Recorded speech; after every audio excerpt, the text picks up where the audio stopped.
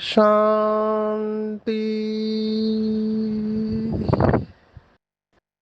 आज 15 अक्टूबर 2025 भारत में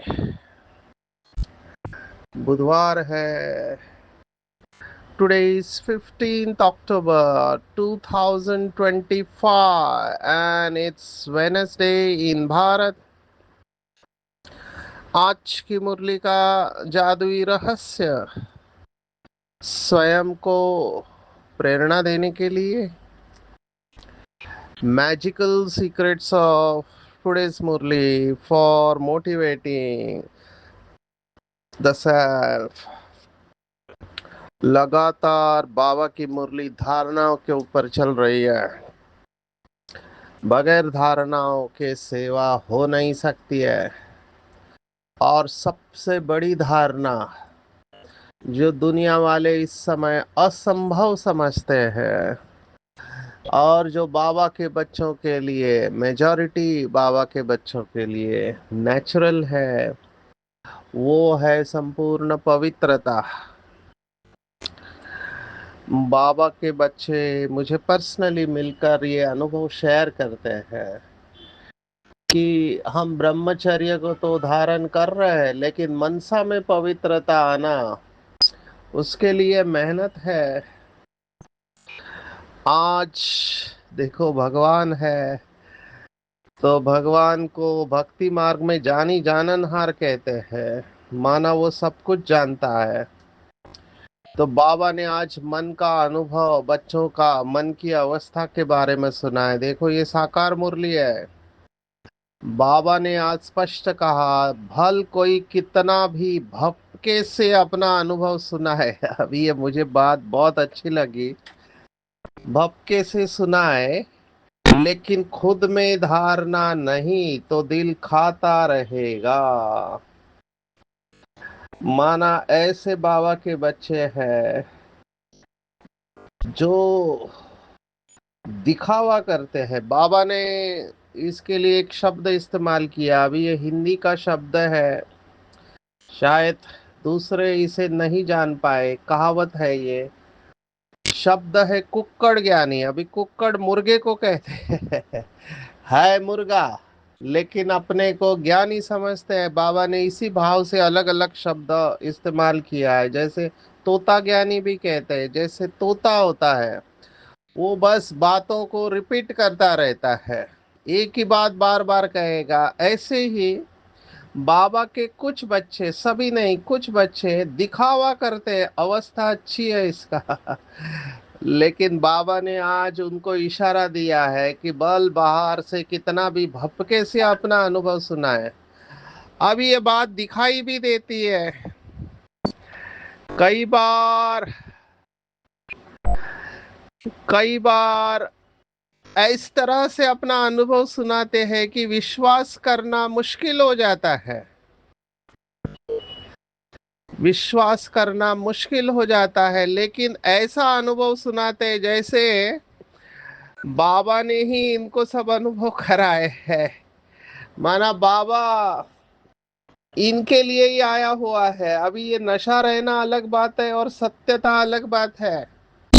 ये बहुत अच्छा नशा है कि भगवान मेरे लिए आया है, लेकिन भक्ति मार्ग में भी ये कहते हैं कि ज्यादा अपना अनुभव सुना के दूसरों को प्रभावित नहीं करना चाहिए, क्योंकि फिर लोगों का विश्वास निकल जाता है।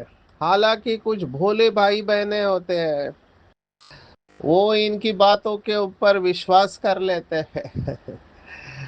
अभी देखो, हमारा फील्ड देखो, हम तो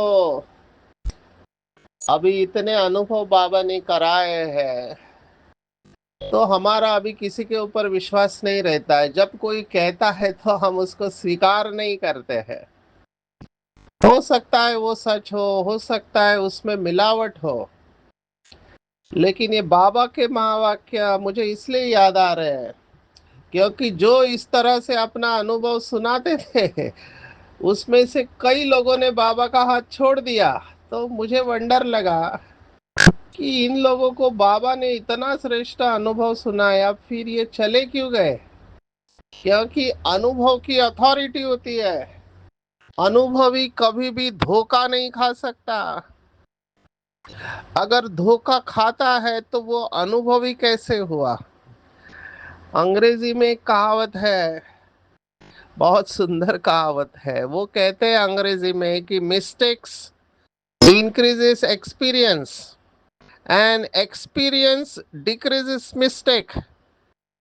माना गलतियों से इंसान अनुभवी बनता है, और जैसे अनुभवी बनता है गलतियां कम होने लगती है। तो बाबा ने इसके लिए एक अव्यक्त मुरली में शब्द इस्तेमाल किया था इसी भाव के लिए, और वो शब्द है, ये दिखावा करने वाले लोगों के लिए बाबा ने कहा कि बाहर से गाता रहेगा, अंदर से खाता रहेगा।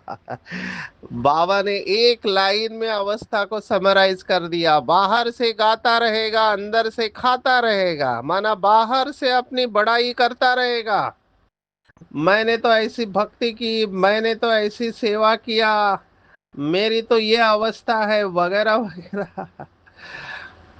अभी हम इसके हाथ का नहीं खाते, उसके हाथ का नहीं खाते, हम ये चीज भी नहीं खाते जो दुनिया खाती है, और ये खाने वाले पापी होते हैं, वगैरह वगैरह, क्या क्या बातें सुनाते हैं।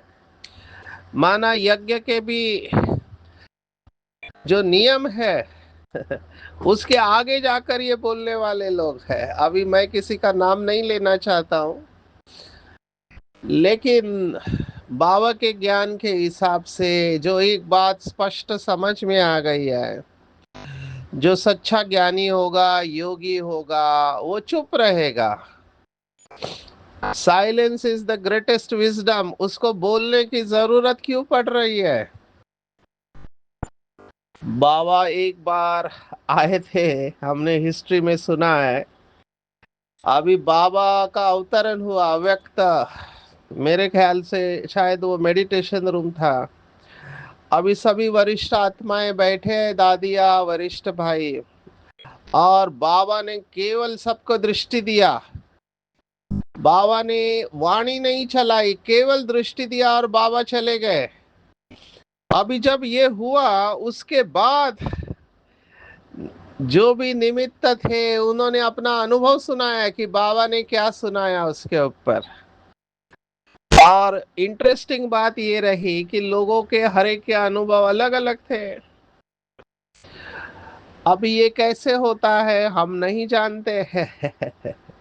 बाबा ने साइलेंस में क्या सुनाया, लेकिन मुझे ऐसे लगता है, जो अंदर से फीलिंग आती है, कि बाबा चाहता है कि हम व्यक्त भाव से परे जाए, अव्यक्त अवस्था में रहकर सेवा करें। और योग के बारे में तो बाबा की स्पष्ट मत है। जो लोग समझते हैं हम बहुत अच्छे योगी हैं, 2 से 5 योग करते हैं, नुमा शाम का भी योग करते हैं, और सभी धारणाओं के ऊपर चलते हैं, मुबारक हो, नियमों में तो पास हो गए आप। अभी थोड़ा जलवा भी दिखाना चाहिए। जलवा किसे कहते हैं? तो बाबा ने कहा था, अगर आप समझते हो कि आप अच्छे योगी हो, तो सामने बिठाकर आप दृष्टि से अशरीरी करके बताओ। ये चैलेंज बाबा ने दिया था। भाषण करने वालों की तो दुनिया में कोई कमी नहीं है। ये हमने देखा है, क्योंकि बाबा पूरे भारत में भेजता है अलग अलग सेंटर पर, तो पब्लिक प्रोग्राम होते हैं कई सारे, तो मैं देखता हूँ इतने अच्छे स्पीकर क्वालिटी लौकिक दुनिया में है। माना लौकिक जिनकी पढ़ाई हुई है वो भी बहुत अच्छा बोल लेते हैं। तो मैं बैठे बैठे सोच रहा था कि इन लोगों में और हमारे में क्या फर्क है। वो भी अच्छी बातें सुनाते हैं, धारणा की बातें सुनाते हैं, हम भी वही बातें सुनाते हैं। अभी फर्क कहाँ पर है? फर्क है हमारी तपस्या के ऊपर, हमारे वाइब्रेशन में फर्क है। तो अगर मैं अपने को अच्छा योगी समझता हूँ, आज की मुरली से जो मैंने समझा है, अगर मैं अच्छा योगी हूँ, तो मैं अगर किसी को दृष्टि दूं या योग कराऊं तो सभी अशरीरी हो जाने चाहिए। ये पावर मेरे अंदर जरूर होनी चाहिए, क्योंकि बाबा ने आज ये भी कहा है, अगर योग नहीं सिर्फ ज्ञान सुनाते तो तीर लग नहीं सकता। इसलिए शायद कई प्रोग्राम में बहुत सारे लोग आते हैं, लेकिन बाबा के बच्चे नहीं बनते। कहते हैं 1000 लोग आकर गए, अभी 1000 लोग आकर गए भी, लेकिन रेगुलर स्टूडेंट नहीं बना, तीर ही नहीं लगा उसको। अभी ये भी हो सकता है कि धरनी अलग हो या देवताएं, एक भाई ने कहा जितने देवताएं जरूरी है, सत्युग की लोक संख्या तो बन गई है, अभी कुछ सेवा की जरूरत नहीं है, अभी तपस्या करो। क्योंकि लास्ट में मिनट मोटर की तरह आत्माएं आएगी, हर एक का अपना अपना विचार है। हम आज के मुरली के ऊपर आते हैं। बाबा का भाव यही है कि धारणा स्वरूप बने, ज्ञान गुण और शक्तियों की धारणा। और सबसे भाग्यशाली, बाबा ने कहा बहुत बहुत भाग्यशाली, जिसे आज का शब्द है पद्मा पदम भाग्यशाली, किसे कहेंगे? तो बाबा ने एक शब्द इस्तेमाल किया, निर्बंधन।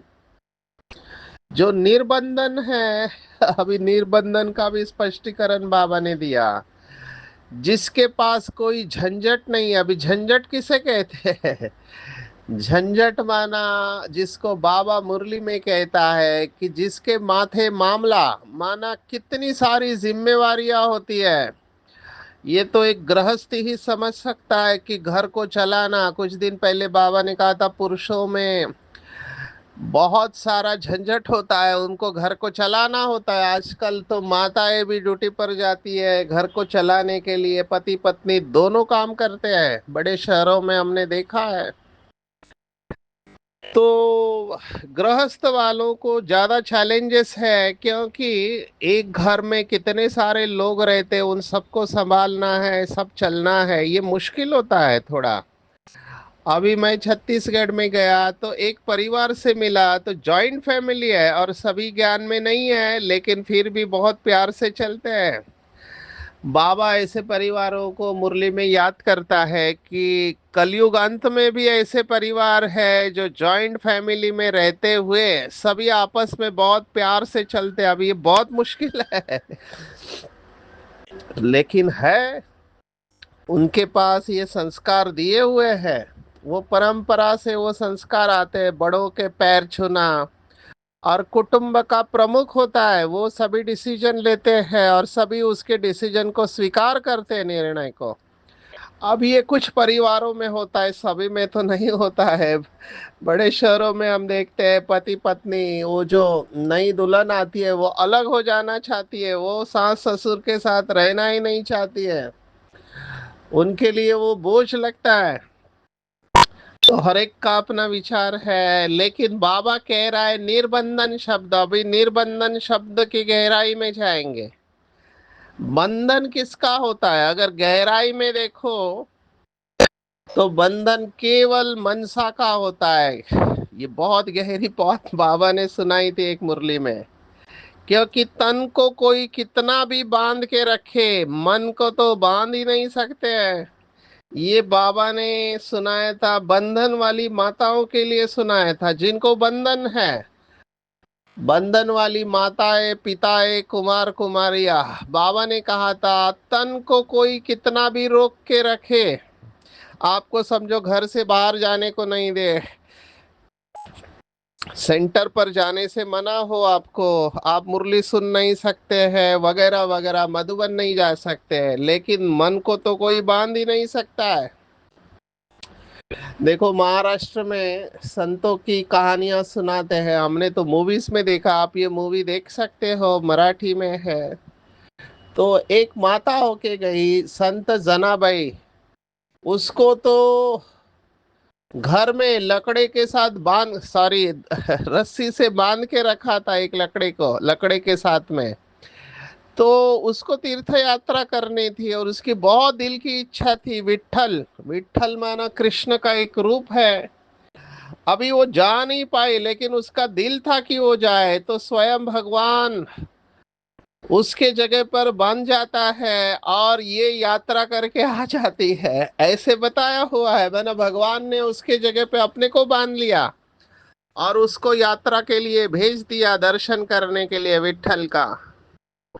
तो देखो, बंधन था, लेकिन परमात्मा प्यार के वजह से उसका बंधन मुक्त हो गया, उसकी इच्छा पूर्ण हो गई।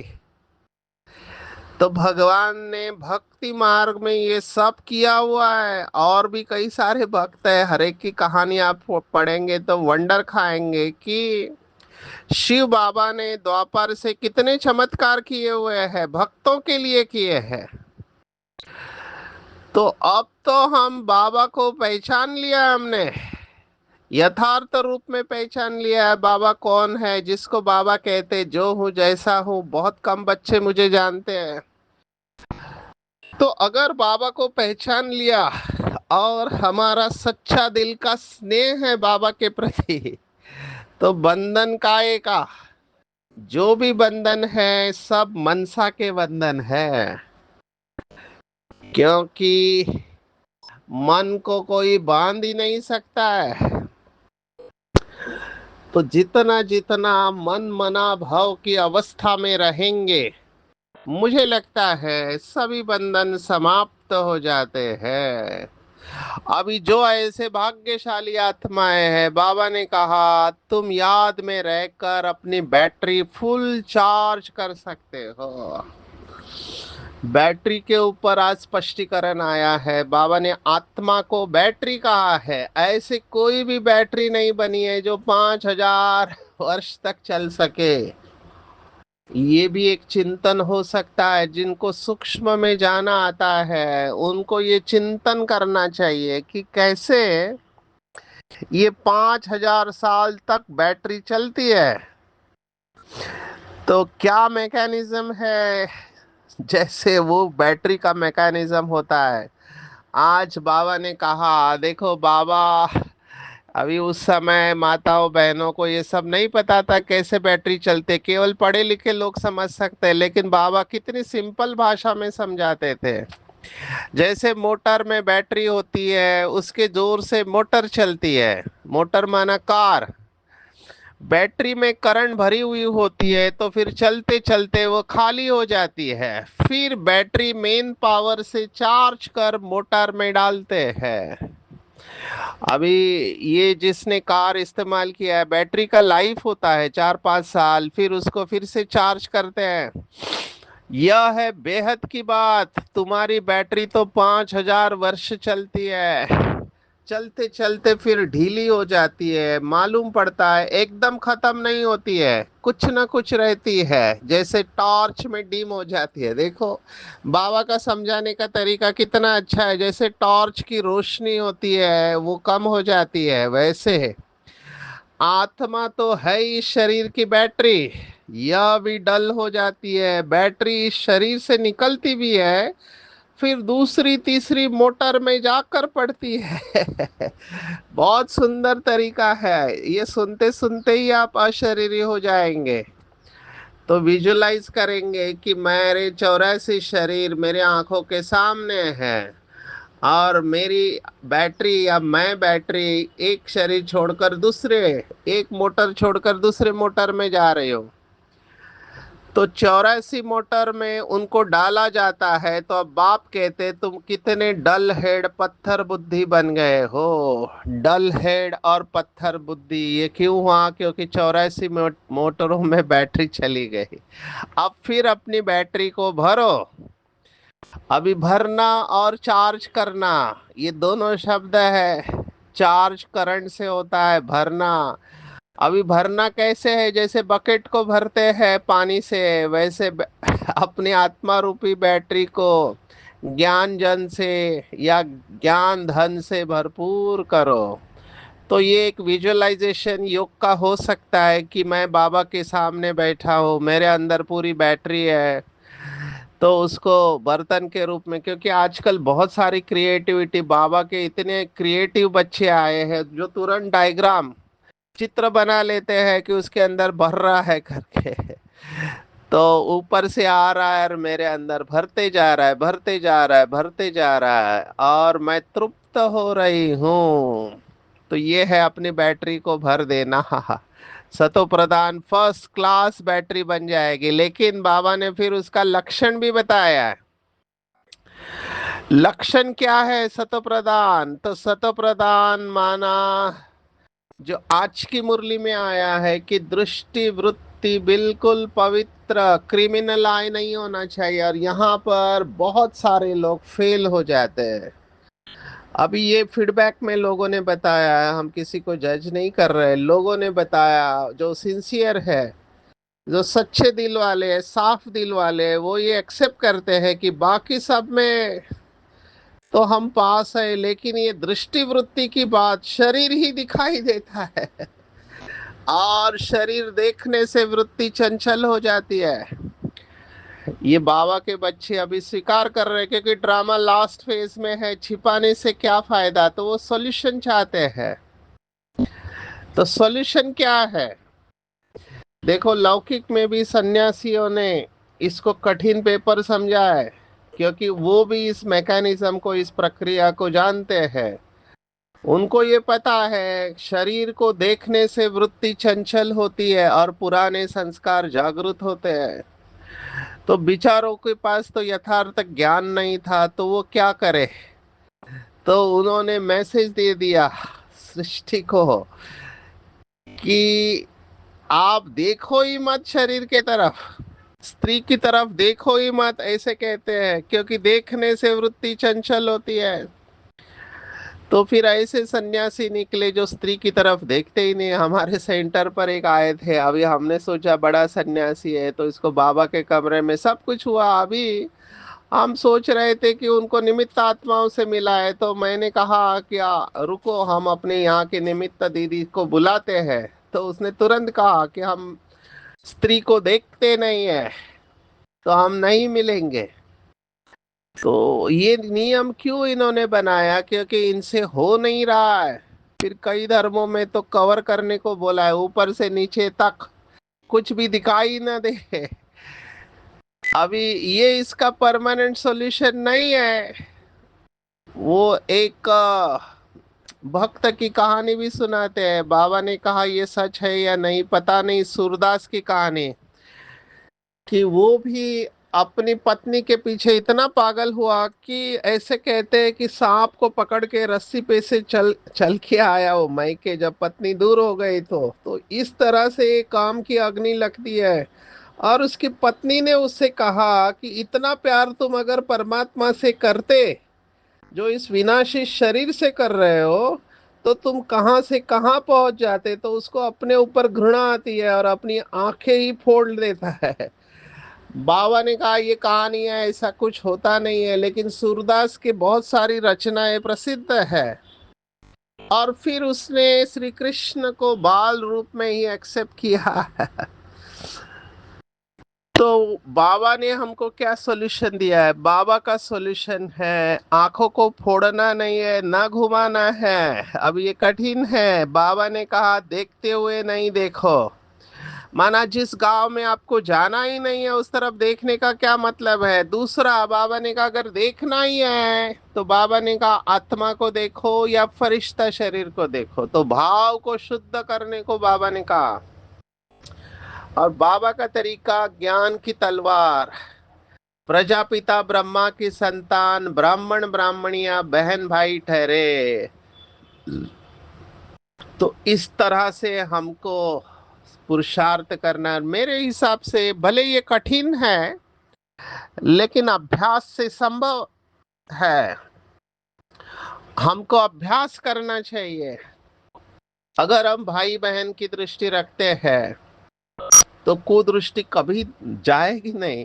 हालांकि उसमें भी दृष्टि चंचल होती है, ये बाबा ने एक मुरली में कहा है। आज क्या कहा है, यह भी हमारी मीठी बहन है, वह लव रहना चाहिए, जैसे ब्लड कनेक्शन में लव रहता है, वह बदल कर रूहानी बन जाए, इसमें बहुत बहुत मेहनत है। तो बाबा जानते हैं कि इसमें मेहनत है, क्योंकि 63 जन्मों की आदत है, लेकिन करना तो पड़ेगा। ये आंखें बहुत धोखा देने वाली है, उनको बदलना है। मुझे ऐसे लगता है इसके लिए विशेष आत्मा का अभ्यास काम में आता है। आत्मा का अभ्यास और शिव बाबा की याद से जैसे ही हमारी आत्मा शुद्ध और पवित्र बनती है, नेचुरली नेचुरली हमारी दृष्टि आत्मिक होने लगती है, भाव बहुत शुद्ध होता है। बाबा ने आज टीचर्स को कहा है, टीचर्स का काम है क्लास में सबसे पूछना, तुम समझते हो हमारी भाई बहन की दृष्टि रहती है या कुछ चंचलता चलती है। सच्चे बाप के आगे सच बताना है, नहीं तो बहुत दंड पड़ जाएगा। कोर्ट में कसम उठाते, आजकल तो कसम भी नहीं उठाते, ऐसे मुझे बताया। पर पहले कसम उठाते थे, जो भी कहेंगे ईश्वर को साक्षी समझकर सच कहेंगे। आजकल वो कसम भी बंद हो गई है। कलयुग जैसे आगे बढ़ता है, बहुत सारी बातें हो रही है, क्योंकि कसम लेकर भी लोग झूठ बोलते थे। आज बाबा ने और गहरी बात बताई है कि वेश्याओं की सेवा करा करना है। अभी ये बात कुछ लोगों ने किया हुआ है, लेकिन वो गुप्त है। बाबा ने ये जो कहा कि उनका एसोसिएशन बनाना है, माताओं को जाना चाहिए, 10-12 आपस में मिलकर जाए और वेश्याओं को समझाए कि तुम शिवालय में चलो, अभी पुरुषार्थ करो। बड़ी नम्रता से कहना है कि हम आपको परमात्मा का पैगाम देने आए हैं, विनाश सामने खड़ा है, एक जन्म विकार में मत जाओ। तो बाबा ने कहा ऐसा काम करो जिसमें वाह वाह हो, हजारों मदद देने वाले निकल आएंगे, ये अपना संगठन बनाओ। अभी इसके ऊपर चिंतन करना, क्योंकि कई सेंटर पर डर रहता है, अगर वेश्याएं आने लगी सेंटर पर तो कैसे होगा। तो इनका अलग स्थान बनाना चाहिए और वहां पे इनका क्लास चलता रहे। तो इन बातों को मिलकर उठाओ। दो बातें आज बाबा ने कही, एक यह सर्विस माना वेश्याओं की सर्विस, और दूसरे तरफ गीता का भगवान, ये दोनों सेवाएं उठाएंगे तो हमारी प्रत्यक्षता हो जाएंगी बाबा की। इसके लिए फ्रांग दिल चाहिए, फ्रांग दिल, बड़ा दिल होना चाहिए, तो ये सेवा कर सकते हैं। इसके ऊपर चिंतन करेंगे। हमें तो पता है बाबा के कुछ बच्चे ये सेवा जबरदस्त कर रहे हैं, लेकिन वो अभी गुप्त है। कुछ कारणवश बाबा उनको स्टेज पर जरूर लेकर आएगा, ऐसे मुझे लगता है। आते हैं वरदान के ऊपर। महान आत्मा बनना है। महान आत्मा वह है जिसका हर संकल्प और कर्म महान हो, एक भी साधारण नहीं होना चाहिए, न व्यर्थ होना चाहिए। जो भी कर्म हम करते कर्मेंद्रिय के साथ, वो अर्थ सहित होना चाहिए। तो हमारा हर सेकंड समय सफल होगा, तभी हमारे चरित्र का गायन होगा। अभी देखो ब्रह्मा बाबा का हर कर्म हमारी दादियां सुनाते हैं या बड़े भाई बहने जिन्होंने बाबा से पालना ली, उन्होंने ये सब अनुभव सुनाया कि दादियों में ये कशिश रहता था कि बाबा आप क्या कर रहे, कैसे बैठे, कैसे चल रहे, कैसे सो रहे, कैसे खाना खा रहे। तो वो सब नोटिस करती थी, ये इतना आकर्षण क्यों है, क्योंकि संकल्प महान है। हर संकल्प विश्व की स्टेज पर होकर ऐसी आत्माएं जो रहते हैं वो हर्षित मूर्त, आकर्षण मूर्त और व्यक्त रूप मूर्त रूप में रहते हैं। और ये सभी ब्रह्मा बाबा को लागू पड़ते हैं। हमको चेक करना है क्या मेरे अंदर ये लक्षण है, अगर नहीं है तो उसका अटेंशन रख के स्वरूप बनना है। नाम मान शान की इच्छा को छोड़ देना है, स्वमान में टिक जाना है। तो परछाई के समान मान अपने आप हमारे पास आएगा। कोई भी कर्म हम कर रहे हैं, भाषण कर रहे या बासन या बर्तन मांज रहे, दोनों के वक्त मनसा सेवा कर सकते हैं हम। विश्व कल्याणकारी है, ये हमारा ऑक्यूपेशन है। अगर सेवा का ये फल मिल जाए तो सहज ही माया जीत बन जाएंगे। तो बुद्धि को फुर्सत नहीं देना है, जैसे ही टाइम मिला सेवा में चले जाना चाहिए, मनसा सेवा में।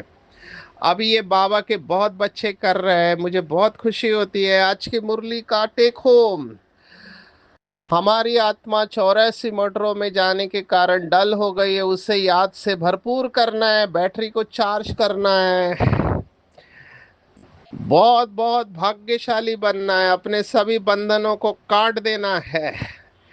केवल कुक्कड़ ज्ञानी नहीं बनना है, लेकिन योग में रहकर तीर मारना है। धारणा खुद पहले करनी है, फिर दूसरों से कहना है। और आपस में मतभेद में नहीं आना है, फ्रैंक दिल बन सेवा करनी है, वेश्याओं को भी सेवा करनी है, गीता के भगवान को भी स्पष्ट करना है। दृष्टि वृत्ति पवित्र पवित्र रखना है, डायरी में लिखना है। क्या लिखना है?